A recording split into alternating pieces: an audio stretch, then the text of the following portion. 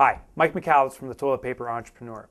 In the down economy, it's all about cutting costs, but also increasing sales. You see, profitability isn't just cutting costs. And that's important, and I lay out some strategies to do it. But the other thing is increasing sales. And in a down economy, you absolutely can grow. So I want to talk more about the sales side today. Here's the deal. A lot of people see the down economy and say, I can't make it, I give up. And what are they doing? They're believing they can't make it, they give up, so they don't make it by giving up. They basically sit in the corner sucking their thumb. The smart players, very few, but the smart businesses will start increasing their advertising. And you don't necessarily have to increase the spend you're making. I have one example, this business that was running ads in the local newspaper, say it was $100 an ad, and it was a quarter-page ad. The newspaper, since they can't get other people advertising, they're in the corner sucking their thumb, now for $100 you can get a full-page ad. So there's an opportunity to negotiate bigger exposure at the same cost point. But here's another thing that most people aren't doing, and I encourage you to consider. It's partnering. And this is a great strategy regardless of the economy. And it's the most effective way of getting and bringing on many clients in group. See, a lot of people are trying to go out and do the one-to-one sale. They run an advertisement, try to get the end consumer to come in, and you sell to them. But you can also use a partnering strategy. And what is that? That is going to vendors that are already servicing the client base you're targeting.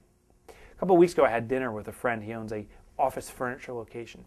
Most of his sales today come in through architects. They aren't buying the service, but they're building the buildings that ultimately get furniture in it. So the architect is in early on in the process with the customer. As the process moves along, the architect has growing influence over decisions that the customer is making. Well, this is the way you should design your building and so forth, and becomes a confidant. Someone the customer goes to and says, hey, who would you recommend for furniture? Or how do I furnish this? And then the architect can say, this is who you go to. When I had my forensics company, we did computer crime investigations. I didn't go to the people that were victims. I went to where the victims went, to their attorney. And once they were in with their attorney, the attorney would say, well, you need to get a forensics company, and here's who I recommend. How many people do you think would go elsewhere? No one. You trust your attorney when they're representing you, and you trust what they say, and you go with it. So for your business, I don't care what kind of business you're in, there is partnering opportunities.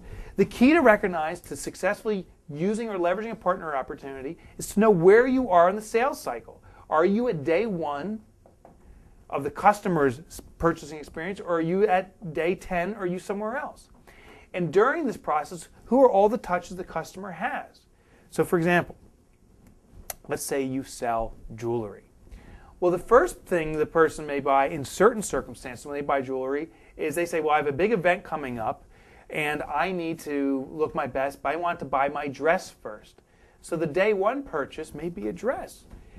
They may also go to a salon, a stylist or something ahead of time and get their hair done and so forth. And that purchase may be prior to yours. Can you build relationships? And by the way, it may not always be prior to yours. But can you build relationships with the dress manufacturer or the dress retailer and the stylist and build relationships with them where they can start referring you? Now the final component is, how do you make it a win-win? I mean, if someone comes to me and says, Mike, give me every client in the world, would you do it? No. How can it be a win to me? So can you structure deals with, if you were a jewelry retailer, with the dress manufacturers and the stylists and any other like vendors, that when someone buys your jewelry, they're getting maybe a percentage of the sale. But maybe better yet, they're getting a reintroduction to the client so they can do a subsequent sale. There's always ways of making win-win. So think about partnering opportunities. Hands down, it's the best way to get a lot of clients quickly. Second, you have to structure it as a win-win. Both sides have to be benefiting. Don't just think from your vantage point, but think about the vendor you're working with. How can it help them? Maybe it's just a better customer experience, and maybe the customer becomes a raving fan of that dress manufacturer or the stylist, just because the experience is that good. That might be enough. But think of win-win. The third thing is start taking action. Don't sit in the corner sucking your thumb. Those partnering opportunities are out there, and a lot of your competitors, I bet you, aren't even considering them now. This is the best time to go for it.